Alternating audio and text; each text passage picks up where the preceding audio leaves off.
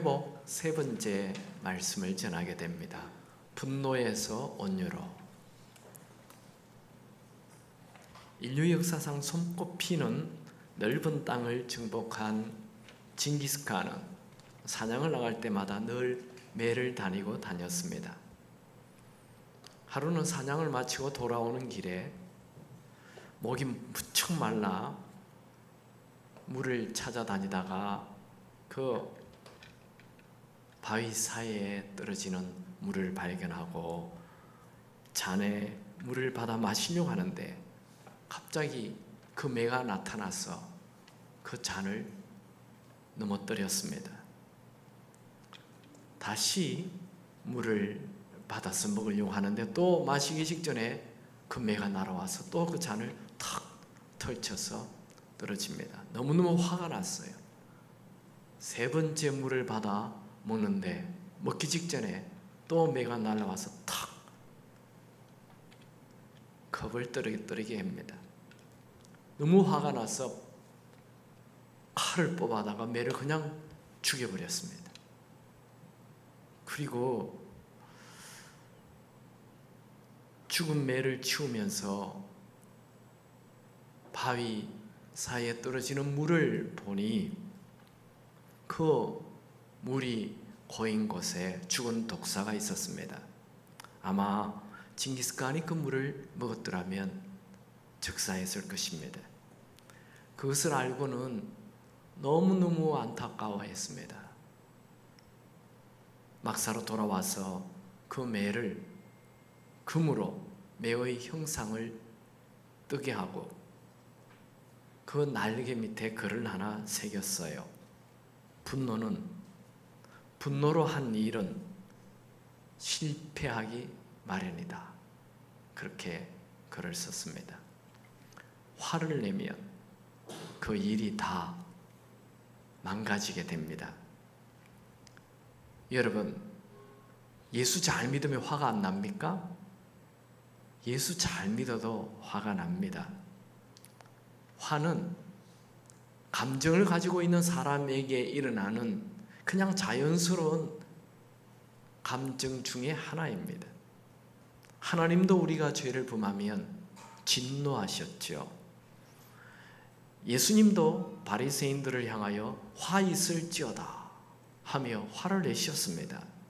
하나님과 예수님의 분노는 거룩한 분노라고 얘기하죠. 오늘 저는 그 거룩한 분노에 대해서는 나누고 싶지 않습니다. 우리의 문제는 이 파괴적인 분노, 우리 일상생활에 일어나는 이 분노, 이걸 살펴보기 원합니다. 파괴적인 분노는 죄입니다. 오늘 본문 창세기 4장에 나오는 가인은 분노로 인하여 최초의 살인자가 됐지요. 본문 창세기 4장 1절 2절을 보면 아담이 그의 아내 하와와 동침하며 하와가 임신하여 가인을 낳고 이르되 내가 여호와로 말미암아 득남하였다 하니라. 그가 또 가인의 아우 아벨을 낳았는데 아벨은 양치는 자였고 가인은 농사하는 자였더라. 가인의 뜻은 취한다, 가진다, 빼앗는다 이런 뜻입니다. 아벨의 뜻은 일시적이다, 공허하다 이런 뜻입니다. 그러니까 가인은 그 이름대로 무엇이든지 빼앗고 취하고 가지는 자로 교만한 자로 살았습니다. 누구의 얘기도 듣지 않아요. 그런데 아벨은 인생이 일시적인 것이라는 것을 알고 그런 겸손하게 살고 믿음으로 하나님을 의지하며 살았습니다. 히브리서 11장에 보면 아벨은 믿음의 사람으로 소개하고 있죠. 가인과 아벨이 하는 일이 달랐어요. 가인은 농사를 짓고 아벨은 양을 쳤어요. 3절 4절을 보면 세월이 지난 후에 가인은 땅의 소산으로 제물을 삼아 여호와께 드렸고 아벨은 자기도 양의 첫 새끼와 그 기름으로 드렸더니 여호와께서 아벨과 그의 제물은 받으셨으나 가인과 아벨이 다 하나님께 예물을 드렸습니다. 그런데 가인의 것은 받지 않고 동생 아벨 것만 하나님이 받으셨어요. 그 다음 절 5절을 보면 창세기 4장 5절 가인과 그의 재물을 받지 아니하신지라 가인이 몹시 분하여 안색이 변하니 이 일 때문에 형 가인은 몹시 분노합니다. 여기 분노는 히브리어는 계속적으로 끊임없이 분노를 드러내고 있다, 이런 뜻입니다. 여기에 우리는 궁금증이 있죠. 왜 하나님은 아벨의 제물은 받으시고 가인의 제물을 받지 않았나요? 두 가지 이론이 있어요. 첫 번째 이론은 우리 흔히들 이 가인의 제물은 그냥 농산물을 드렸고 아벨의 제물은 양을 잡아 피의 제사를 드렸기 때문에 하나님께서 이 아벨의 제사만 받았다라는 이 전통적인 해석입니다.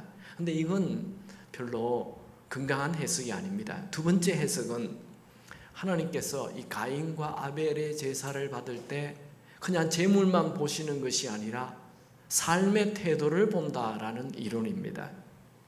상당히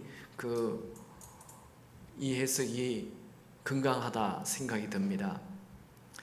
본문을 보면 하나님께서 아벨과 그의 제물을 받으시고 가인과 그의 제물을 받지 않았다, 그렇게 기록하고 있어요.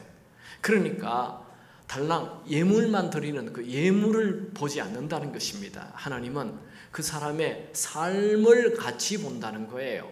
삶과 예물을 같이 하나님은 보시고 그걸 받을는지 안 받을는지.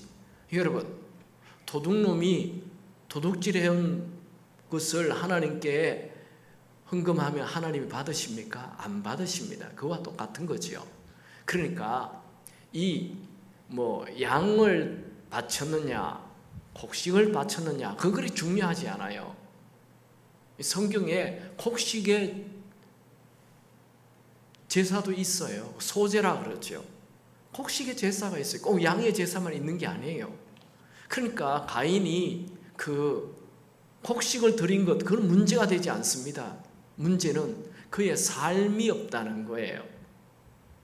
그 다음 구절을 보면 더 분명해지죠. 창세기 4장 6절 7절에 보면 여호와께서 가인에게 이르시되 내가 분하여 함은 어찌 됨이며 안색이 변함이 어찌 됨이냐. 내가 선을 행하며 어찌 낯을 들지 못하겠느냐. 선을 행하지 아니하면 죄가 문에 엎드려 있느니라. 죄가 너를 원하나 너는 죄를 다스릴지니라. 하나님께서 이 자기의 제사는 받지 않는다고 지금 화를 내고 있는 가인에게 너의 삶이 평소에 어떠한지 봐라.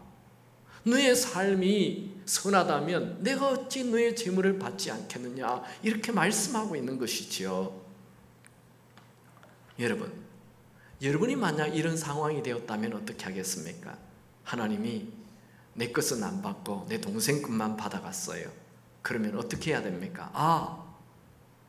내 삶의 문제가 뭐지 하고 나를 봐야 돼요. 또 동생의 것은 왜 하나님이 받으시나 하며 동생의 무엇이 잘하고 있는지 살펴보고 배워야 하는 것입니다. 그러나 가인 그는 교만하였기에 배우려는 마음이 없었어요. 그는 누구의 말도 듣지 않아요. 그는 아벨을 보고 배우려 하기보다 열등감을 느끼고 시기심을 가졌습니다. 시기심은 죄의 열매 중에 하나로 굉장히 공격적이고 파괴적이고 모든 것을 어렵게 합니다. 여러분, 사람들은 이 시기심 때문에 망하는 사람 굉장히 많습니다. 여러분, 비교, 시기, 질투, 분노, 이것은 우리를 망하게 하는 사탄의 도구입니다. 그럼 가인이 왜 화가 났어요? 자기가 지금 불공평하게 대우를 받고 있다, 그렇게 생각하기 때문입니다. 분노는 부당한 대우를 받는다, 자존심이 짓밟혔다, 무시당했다, 억울하다라고 느낄 때 생기는 것이 분노입니다. 여러분, 가인의 분노의 원인이 뭐라고요? 나예요. 자기 자신이에요. 대부분 분노는 주변 환경 때문이 아닙니다. 나 때문입니다. 내 안에 문제가 있기 때문에 조금만 문제에도 폭발하는 것이지요. 가인은 자신이 평소에 삶의 예배를 드리지 않았다는 것을 보아야 하는데 엉뚱하게 아벨 때문에 화가 난다, 그렇게 생각합니다. 이것은 자신이 원인 제공을 하고도 남 탓하는 것입니다. 결국 이 일로 가인은 동생 아벨을 죽입니다. 4장 8절에 보면 가인이 그의 아우 아벨에게 말하고 그들이 들에 있을 때에 가인이 그의 아우 아벨을 쳐 죽이니라. 이로 인해 가인은 인류 최초의 살인자가 됩니다. 비교, 시기심, 열등감으로 생긴 그 화는 결국 분노로 표출되어 살인이라는 엄청난 죄악을 범하게 되었습니다. 그 결과 가인은 땅과 밭이 저주를 받고 농사를 지어도 농사가 잘 되지 않아요. 결국 이곳저곳 도망 다니다가 유리하는 자가 되지요. 창세기 4장 11절 12절을 보면 땅이 그 입을 벌려 내 손에서부터 내 아우의 피를 받았은즉 내가 땅에서 저주를 받으리니 내가 밭을 갈아도 땅이 다시는 그 효력을 내게 주지 아니할 것이요 너는 땅에서 피하여 유리하는 자가 되리라. 그러니까 가인이 아무리 농사를 지어도 열심히 밭을 갈아도 그게 수확으로 오지 않는 거예요. 이게 저주예요. 여러분, 우리가 분노로 막 마음대로 살면 하나님의 저주를 받아 아무리 열심히 살아도 수확이 없어요. 그게 저주예요. 분노는 우리가 없애야 할 감정입니다. 분노는 다스려져야 합니다. 나중에 이 가인은 놋이라는 땅에 도망을 갑니다. 놋의 뜻은 허무예요. 허무의 땅에 가서 성을 하나 지어요. 그 성을 짓고 그 성 안에서 갇혀 평생을 살다 죽죠. 그리고 자기가 낳은 아들, 딸들이 다 칼의 노래를 부르고 나중에 전부 다 노아의 때 홍수로 죽게 되지요. 분노는 자기만 망하게 하지 않아요. 자기 아들, 딸, 후손까지 다 망하게 만드는 것입니다. 그런데 성경에 이 형제들 간에 이런 시기심을 또 잘 극복한 사람도 나옵니다. 대표적인 사람이 이 다윗의 큰형 엘리압입니다. 이 얘기는 성경에 좀 숨겨져 있기 때문에 잘 알려지지 않았어요. 다윗은 이새의 아들 중에 막내 8번째로 태어났죠. 어느 날 사무엘 선지자가 이 이새 집에 옵니다. 사무엘은 그 시대에 가장 위대한 선지자지요. 그러니까 그가 온다는 이 자체만으로도 이 동네가 발칵 뒤집힐 만큼 이 대단한 분이 왔어요. 그것도 자기 집에 왔어요. 이새의 집에. 이새가 얼마나 흥분했는지 몰라요. 그런데 이새가 얘기합니다. 너희 집 아들 중에 한 명 내가 왕으로 기름을 부으러 왔다. 막 이새 가슴이 막 뛰는 거죠. 이건 보통 일이 아니지 않습니까? 너무너무 신이 나서 자기 아들, 큰아들 엘리압을 엘리압 빨리 와. 엘리압이 왔어요. 키도 커요. 몸도 좋아요. 장군 같아요. 잘생겼어요. 누가 봐도 인물이에요. 네, 얘를 좀 기름 부어주시죠. 이러니까 하나님께서 아니라 하죠. 둘째 너 이리 와. 걔도 아니라고. 셋째는 아니라. 7째 다 아니라는 거예요. 이새가 그냥 어깨가 축 처졌어요. 7명 다 아니라는 거예요. 그래서 아들이 더 없습니까? 사무엘이 물으니 뭐 하나 더 있긴 하지만 걔는 뭐 저 들판에서 인물이 아닙니다. 걔를 데려오시오. 걔는 인물이 아니라니까요. 걔를 데려오지 아니하면 나는 아무것도 하지 않겠어. 그래서 사람을 급히 보내가지고 다윗이 왔습니다. 뭐 양똥 치우다가 왔으니 뭐 옷이 엉망이죠. 뭐 그런 모습으로 나타났어요. 내가 얘에게 기름을 붓겠어 하며 기름을 부었어요. 그때 형 엘리압이 있었어요. 이때 형 엘리압의 얼굴이 막 불그락불그락 막 그냥 분노가 막 생겨요. 아니 자기에게 기름을 부을 줄 알았는데 저 볼품없는 저 양똥이나 치우는 다윗에게 기름을 부으니 열등감이 생기죠. 분노가 생기죠. 막 화가 나죠.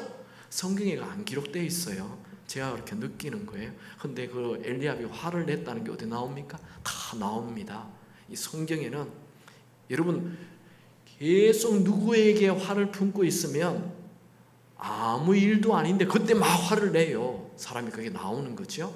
그게 어디 나오느냐 하면 사무엘상 17장 28절에 나와요. 이 장면은 사무엘 17장의 장면은 이제 그 다윗에게 사무엘이 기름 붓고 곧 이스라엘과 블레셋이 전쟁이 일어나요. 그 전쟁이 일어났을 때 블레셋에는 그 억척 거구의 장군 골리앗 장군이 있지 않습니까? 키가 2m 70에서 3m 40 사이에 어마어마한 보통 사람의 3배 되는 이런 큰 장군이 나타나서 하나님의 군대를 욕하고 하나님의 이름을 막 욕할 때 모든 군인들이 다 숨어 있잖아요.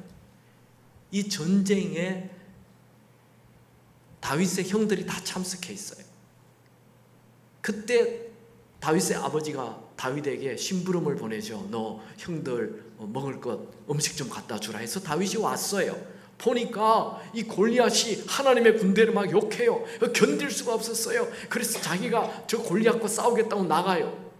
그때 형 엘리압이 그 얘기를 들어요. 그 장면이에요. 사무엘상 17장 28절. 큰형 엘리압이 다윗이 사람들에게 하는 말을 들은지라 그가 다윗에게 노를 바라며 이르되 내가 어찌하여 이리로 내려왔느냐? 들에 있는 양들은 누구에게 맡겼느냐? 나는 너의 교만과 내 마음의 완악함을 아노니 너는 전쟁을 구경하러 왔노라. 이 지금 막 화를 내고 있잖아요. 이 장면 굉장히 좋게 표현한 거예요. 제가 좀 표현해 볼까요? 야, 나는 전쟁에 참여한 군인이야, 전사야, 용사야. 너는 하찮은 양이나 치는 그런 별 볼품 없는 존재야. 네가 감히 여기에 왔느냐? 너는 아주 교만하고 완악한 놈이야. 너는 여기 전쟁 구경하러 왔느냐? 이렇게 얘기하고 있는 거예요. 우리 그런 얘기 있죠. 애들 무시할 때 집에 가서 애기나 봐라 이런 식으로 얘기하잖아요. 지금 이렇게 이 엘리압이 다윗을 무시하고 있는 거예요. 다윗은 형의 말에 분노하거나 마음이 흔들리지 않아요. 그는 형의 분노에 아랑곳하지 않고 골리앗 앞에 나갑니다. 다윗은 형의 야단에 기가 죽거나 골리앗과 싸우려 하던 일을 포기하지 않습니다. 그는 물맷돌 5개를 가지고 골리앗과 싸워 골리앗을 죽이죠. 여러분, 주변에 들리는 소리 때문에 신경 쓰지 말고 하나님이 원하는 옳은 일을 계속 하시기 바랍니다. 다윗은 이 일 후에 자신의 큰형 엘리압을 다윗 군대 서열 3위로 세워줍니다. 역대상 12장 9절에 보면 그 우두머리는 에셀이요, 둘째는 오바다요, 셋째는 엘리압이요. 다윗이 왕이 되었어요. 그가 왕이 되어서 장군, 사령관 3명을 세우는데 첫째, 둘째, 셋째, 세 번째 사령관을 자기 형 엘리압을 세웁니다. 여러분, 군인은 특별히 대장은, 사령관은 충성이 가장 중요한 조건이지요.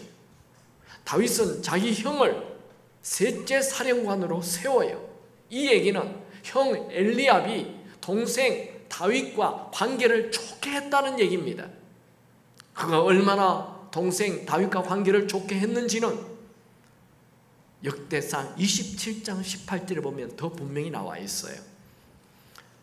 유다의 지도자는 다윗의 형 엘리후요, 유다의 총 리더는 다윗의 형 엘리후라는 거예요. 이 엘리후라는 다윗의 형은 없어요. 이 엘리후가 바로 엘리압을 얘기하는 거예요. 엘리압의 뜻은 하나님은 나의 아버지다. 엘리후의 뜻은 하나님은 나의 하나님이다 라는 뜻입니다. 그러니까 엘리압을 더 높인 말이 되는 것입니다. 다윗의 큰형 엘리압은 엘리후의 명칭을 가지면서 유대 지파의 총 대표가 됩니다. 그 누가 합니까? 다윗이 세우는 거예요. 어떻게 이래 되죠? 형 엘리압은 동생 다윗을 존경해요. 그리고 세워요. 관계를 좋게 해요. 여러분, 형제는 형과 동생, 누나와 동생, 오빠, 이런 형제는 신이 맺어준 우정이라고 말합니다. 형제들과의 관계를 좋게 하지 못하는 사람은 하나님이 주신 축복을 자기 스스로 발로 차는 자입니다. 여러분들은 하나님이 주신 형, 하나님이 주신 동생, 오빠, 누나, 이런 관계를 좋은 축복의 관계로 가져갈 수 있게 되기 바랍니다. 동생이 설사 나보다 더 뛰어날 수 있어요. 나보다 더 성공할 수 있어요. 더 유명할 수 있어요. 그때 시기하지 말고 열등감 가지지 말고 진심으로 축복해 주십시오. 그러면 그 축복이 나에게 흘러 들어옵니다. 저는 오늘 이 가인과 아벨 이 분노에 대하여 오늘 설교 제목이 분노에서 온유로. 그러니까 이 분노하면 내가 하나님께 쓰임 받지 못할 뿐만 아니라 하나님이 주시는 축복을 다 버리게 됩니다. 저는 오늘 이 가인의 분노를 보면서 세 가지를 생각해 보기 원합니다. 첫 번째로 분노의 시작인 시기심을 버리고 진심으로 세워주라는 것입니다. 가인은 동생 아벨을 축복하거나 세워주지 않았습니다. 그는 동생을 시기의 대상으로 삼았습니다. 여러분 주변에 있는 사람, 나보다 잘 되는 사람이 있습니까? 시기하지 말고 진심으로 축복해 주십시오. 그리고 그 사람이 잘 되면 겸손히 그 사람에게 배우십시오. 우리 한국 사람 참 나쁜 속담 하나 있죠. 여러분 다 알죠? 벌써 딱 떠올랐죠? 사촌이 논 사면 배가 아프다. 진짜 나쁜 속담이에요. 이 고쳐야 해요. 사촌이 논 사면 밥 한 그릇 더 사주십시오. 우리는 우리 주변에 누가 승진했다, 나보다 잘 되었다 이러면 가서 괴롭히죠. 한턱 내 이러면서 그 괴롭히는 거예요. 아직 월급도 안 받았는데 온 사방에서 다 한턱 내래요. 참 나쁜 버릇입니다. 여러분들은 여러분의 주변의 사람이 승진했다, 잘 됐다 그러면 한턱 여러분이 내주시기 바랍니다. 그래야 그 사람이 잘 될 때, 그 사람이 높은 위치에 있을 때 사람 필요합니다. 그때 그 친구를 쓰는 거예요. 진짜 마음이 통하는 친구를 쓴다니까요. 그 사람을 축복할 때 내게도 축복이 흘러옵니다. 시기하고 질투하면 내가 받을 수 있는 복도 받지 못하게 됩니다. 다윗이 골리앗을 죽였을 때 사울 왕이 굉장히 좋아했죠. 그래서 자기 딸도 주고 사위로 삼았잖아요. 그런데 어느 날 이런 얘기 듣죠? 다윗은 만만이요 사울은 천천히라. 그 말에 시기심이 생겨요. 열등감이 생겨요. 그래서 하나님이 왕의 자리를 주고 그에게 은사를 주고 그에게 많은 시간을 줬는데 그는 하나님이 주신 은사와 달란트와 직분과 이 모든 것을 오로지 다윗 죽이는데 다 사용하여 결국 전쟁에서 죽고 자기 아들 요나단도 죽어버렸습니다. 만약 사울 왕이 다윗을 시기하지 않고 다윗을 세워줬더라면 그는 좋은 왕으로 남았을 것이고 자기 아들 요나단도 다윗을 도와 유명한 장군이 되었을 것입니다.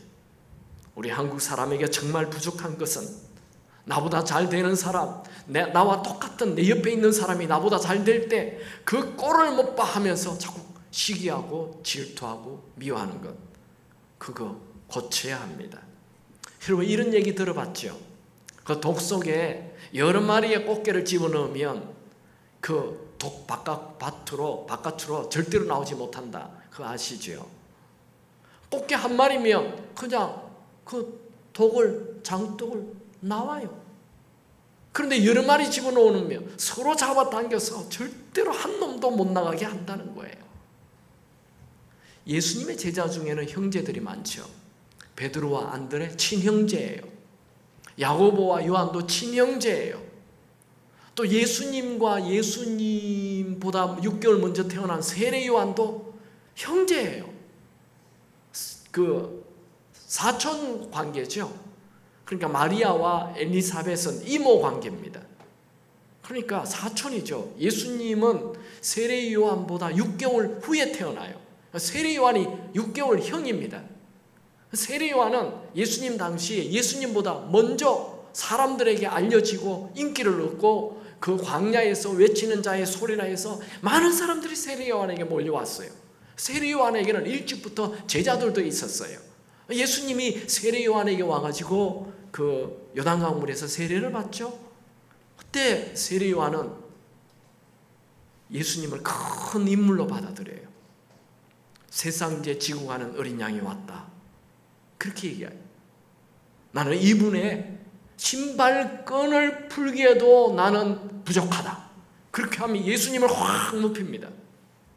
그리고 어느 날 이 세례 요한의 제자들이 세례 요한에게 찾아와요. 세례 요한 선생님, 아니 같은 우리 제자였던 사람이 저 예수님 제자로 막 가는데요, 이렇게 얘기해요. 여러분 같으면 어떻게 하겠습니까? 내 제자가 내 친구 제자로 막 가요. 그러면 속상하겠죠? 근데 세례 요한은 어떻게 말합니까? 그는 흥하여야 하겠고 나는 쇠하여야 하리라. 지금 세례 요한이 형이라니까요. 6개월 형. 그런데 예수님을 높이죠. 여러분, 여러분의 친구나 여러분의 형제가 잘 될 때 진심으로 축하해주고 세워주기 바랍니다.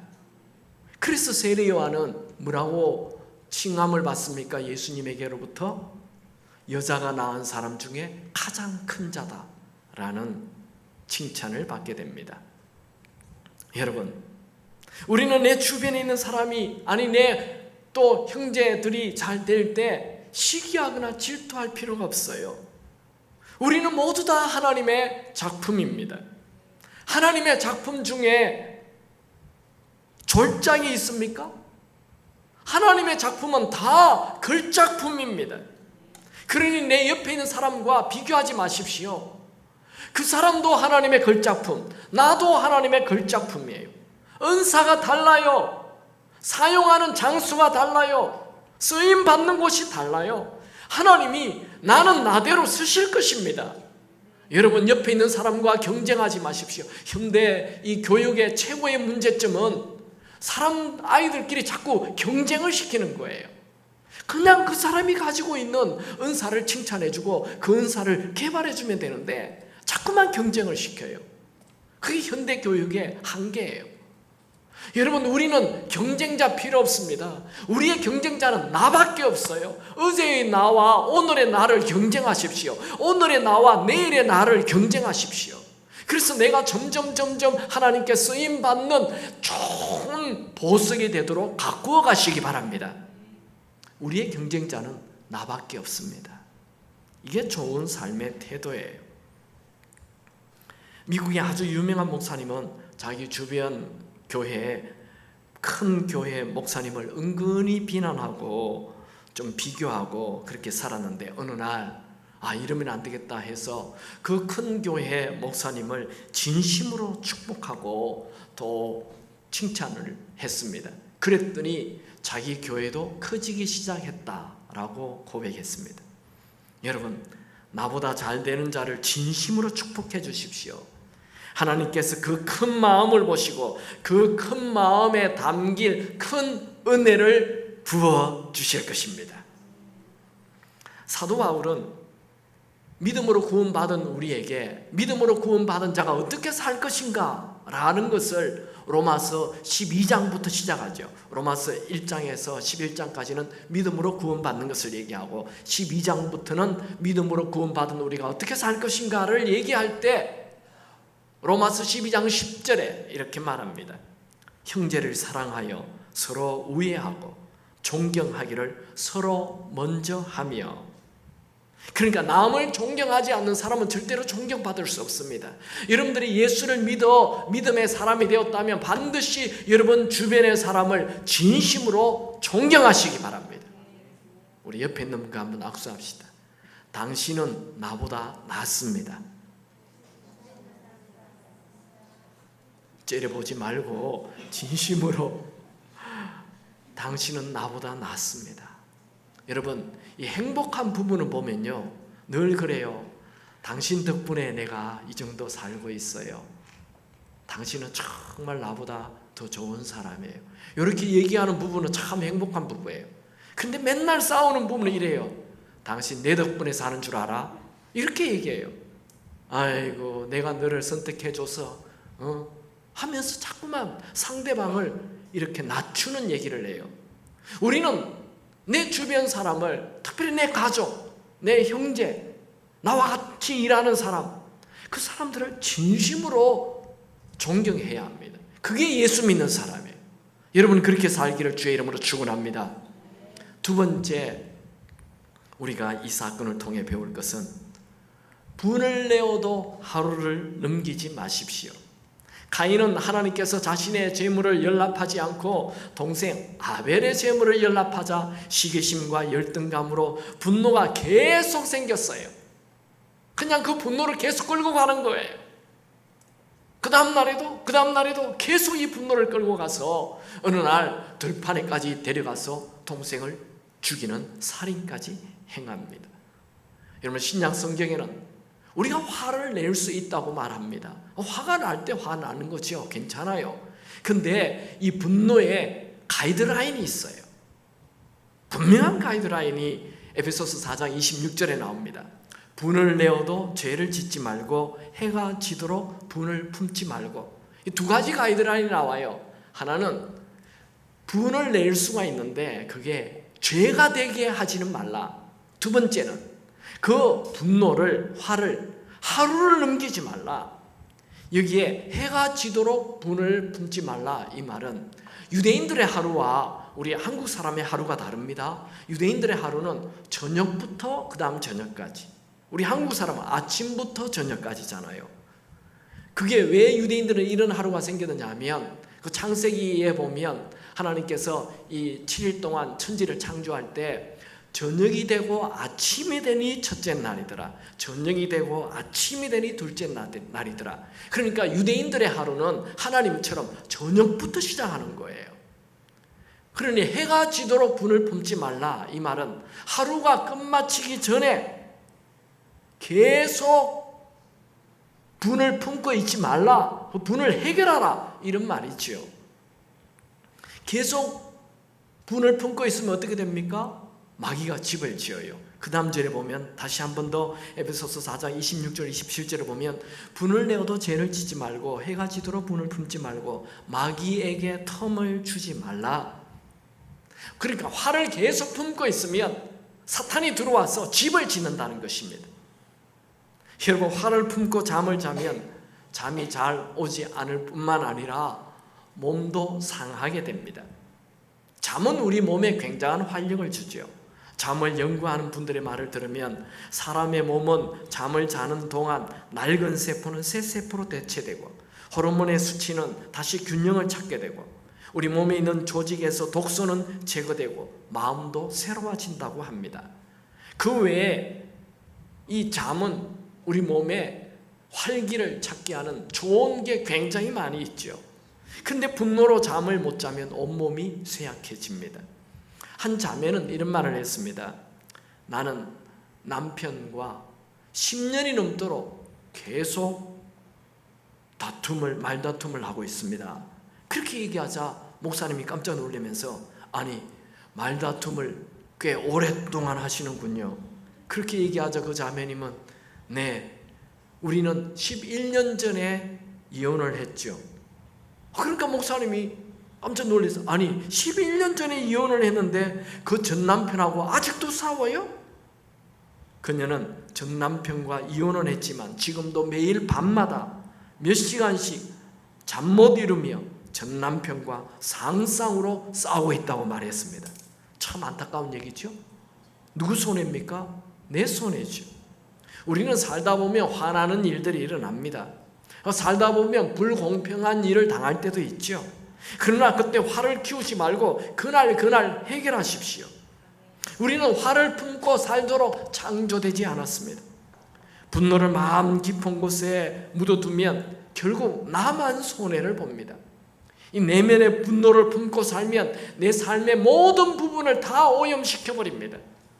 여러분 분노는 하루를 넘기지 마십시오. 이것을 철칙으로 삼으시기 바랍니다.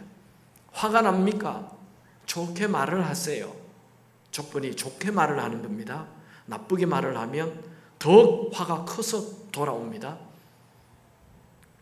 제가 이번에 이 분노, 화에 대한 책을 한 5권 구해서 쭉 읽어보니까 재밌는 말 많이 하더라고요. 화가 나면 막 표현을 다 하는 게 좋다. 화도 누르고 있으면 병이 된다. 뭐 그런 책도 있고, 또 어떤 책은 화가 나면 운동하는 게 가장 좋다. 또 그렇게 나와 있더라고요. 근데 운동을 소개해 놨는데 수영이 제일 좋대요. 발로 막 차면 그 도움이 된다. 또 그런 얘기도 하고, 어떤 사람은 볼링을 하면 좋다. 탁 앞에 있는 걸 깨어 부숴버리면 좋다. 뭐 이런 얘기를 하는데, 그건 성경 아닙니다. 참고로 좋은 것은, 운동을 하면 좋은 건 분명합니다. 또 대화를 하면 좋아요. 근데 제일 좋은 것은 하나님께 대화하는 거예요. 하나님께 내 마음을 다 풀어놓는 거예요. 내가 잘못했다면 회개하면 돼요. 내가 억울한 일 당했다면 하나님께 말하십시오. 하나님께서 합력하여 선을 이루어 주실 것입니다. 그리고 하나님께 다 맡기십시오. 하나님께서 갚아주실 것입니다. 계속 분노를 품고 살 이유가 없습니다. 혹시 여러분이 화를 잘 내는 스타일입니까? 고치십시오. 성경은 화를 잘 내는 사람과 사귀지도 말라 경고하고 있어요. 잠언 22장 24절 25절, 노를 품는 자와 사귀지 말며 울분하는 자와 동행하지 말지니 그의 행위를 본받아 내 영혼을 올무에 빠뜨릴까 두려움이라. 이런 화를 잘 낸다면 내 주변에 좋은 사람들이 오지 않습니다. 잠언 19장 11절에 노하기를 더디하는 것이 사람의 슬기요. 그러니까 화가 날 때 좀 화를 그 즉시 확 내지 말고 화를 더디 내라는 거예요. 좀 마음을 누구뜨리라는 거예요. 그게 잘 안 되는 분은 하나, 둘, 셋이라도 세고, 그게 안 되는 분은 열이라도 세고, 백이라도 세고, 마음을 누구뜨리고 그리고 얘기를 하라는 거예요. 화를 계속 품고 살면 분노의 노예가 됩니다. 이것은 마치 폭탄을 품고 사는 자와 같습니다. 화를 품고 있는 자 사탄이 사용합니다. 사탄의 무기가 됩니다. 여러분, 분노를 버리고 자유하십시오. 하나님께 맡기십시오. 하나님은 살아계십니다. 이사야 61장 7절 8절에 보면 너희가 수치 대신에 보상을 배나 얻으며 능력 대신에 몫으로 말미암아 즐거워할 것이라. 그리하여 그들의 땅에서 갑절이나 얻고 영원한 기쁨이 있으리라. 여러분이 억울한 일을 당할 때 하나님께 기도하면 하나님께서 갑절로 배로 갚아 주실 것입니다. 여러분이 사업을 할 때 누군가가 여러분을 속이고 도망갔습니까? 여러분에게 대하여 누군가가 나쁜 헛소문을 퍼뜨리고 있습니까? 정말 믿었던 사람이 여러분을 배신했습니까? 이런 일을 당하면 분노가 생기고 복수하고 싶은 마음 생기는 것 당연하지요. 그러나 내가 복수를 하려고 하면 내가 다쳐요. 하나님께 맡기십시오. 요셉이 부당하게 형들에게 억울한 일을 당했지만 하나님께 맡기니 하나님께서 요셉을 애굽의 총리로 세우셨죠. 다윗을 그렇게 죽이려고 따라다니던 사울 왕을 다윗이 복수하지 않고 하나님께 맡겼더니 하나님께서 사울 왕을 죽게 하고 다윗을 왕으로 세워주셨죠. 히브리서 10장 30절에 보면 원수 갚는 것이 나에게 있으니 내가 갚으리라 하나님은 말씀하십니다. 여러분이 억울한 일을 당했을 때 하나님께 맡기면 하나님이 진짜 갚아주실까요? 금방 그 일이 이루어지지 않지만 반드시 하나님께서 그렇게 하실 것입니다. 하나님께서 손가락 하나만 갖다 하시면 순식간에 모든 상황이 바뀝니다. 하나님의 은혜 한 조각이면 갑자기 모든 것이 회복됩니다. 세 번째로 하나님은 회개를 원하십니다. 하나님은 가인이 분노로 아벨을 죽인 이후에 가인을 찾아와요. 그리고 가인에게 내 아우가 어디 있느냐 물으시죠. 창세기 4장 9절에 여호와께서 가인에게 이르시되 내 아우 아벨이 어디 있느냐. 그가 이르되 내가 알지 못하나이다. 내가 내 아우를 지키는 자니까. 하나님이 지금 아우라고 딱 지적해서 얘기하잖아요. 너희 아우가 어디 있느냐 이러면 가인이 어떻게 해야 돼요? 하나님 제가 아우를 죽였나이다 하고 회개해야 되잖아요. 그런데 그는 뭐라고 얘기하죠? 내가 알지 못하나이다. 거짓말을 해요. 그리고 거짓말만 합니까? 하나님에게 덤벼요. 내가 아우를 지키는 자입니까? 어떻게 그렇게 머리가 그렇게 돌아가는지 모르겠어요. 회개해야 됩니다. 여러분, 변명도 하지 마시고 합리화도 하지 말고 회개하라고 하나님이 찾아오실 때 회개하시기 바랍니다. 이렇게 가인이 거짓말하고 합리화하고 변명하고 이럴 때 하나님께서 책망하시죠. 창세기 4장 10절에 이르시되 네가 무엇을 하였느냐? 너의 아우의 핏소리가 땅에서부터 내게 호소하느니라. 하나님은 우리의 모든 것을 보고 계십니다. 하나님은 아벨의 억울한 죽음을 아십니다. 하나님은 의인의 고통을 갚아주십니다. 여러분, 하나님께서 회개의 기회를 주실 때 곧바로 회개하고 다시 하나님께 쓰임받는 인생이 되시기 바랍니다. 세상에 가장 어리석은 사람은 죄를 범하고 남 탓하고 거짓말하고 회개하지 않는 자입니다. 여러분, 사람을 죽이고도 회개하면 용서받을까요? 딴 죄도 아니고 살인을 행했는데 예수 그리스도의 보혈은 용서하지 못할 죄가 없습니다. 씻지 못할 죄가 없습니다.